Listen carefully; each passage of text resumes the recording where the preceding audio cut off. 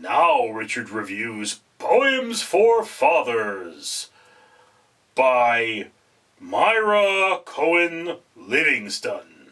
Alright, ladies and gentlemen, I am Richard. This is Richard Reviews Children's Books, and today I have for you Poems for Fathers by Myra Cohn Livingston.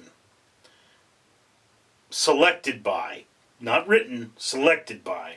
Before I get into that, let me of course remind you, for every 1,000 subscribers I get, I do purchase a bracelet or the like from 4Ocean. 4Ocean will then pull a pound of trash out of the ocean every time I do that. So if you would be so kind as to support this channel by commenting, liking, subscribing, sharing it with your friends, you'll be doing your part for a better world. Now again, I did not research this book. It's an old library book. It has muted color illustrations, which I can show you a few of. See? You can see that's not full color, but there's color in it. There's blues and reds, and honestly, that is nightmare-inducing. God, look at that kid's teeth. Anyway, I think some of these may be by amateurs, and some of them may be, C.S. Lewis is in here. You can see, again, the blue and the red. This is a bicolor format. And this is a unique and interesting book. It is a book of poetry. Not all of the poetry is stellar. Not all of the poetry is terrible. But if you happen to have a child who may have lost their father, this would be a good book to remember the father by.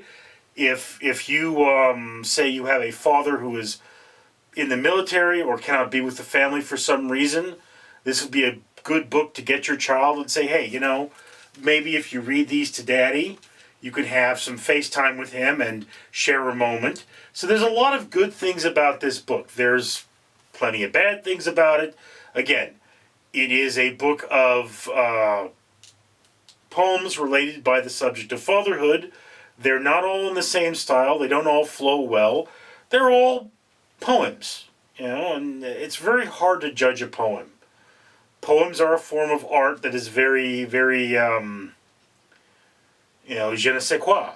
So that's just one of those things. But again, this is a very interesting book. It is not a book I would give to very young children because, again, there isn't enough pictures, and the pictures are of such a quality that, they could be interpreted a little weird. As again, I thought those ones were kind of nightmare-inducing. It's an art style that is relevant and more, I would say, better for maybe your 7 or 8-year-old than your 5 or 6-year-old. But again, the question being, do you enjoy poetry? Do you want to expose your child to poetry?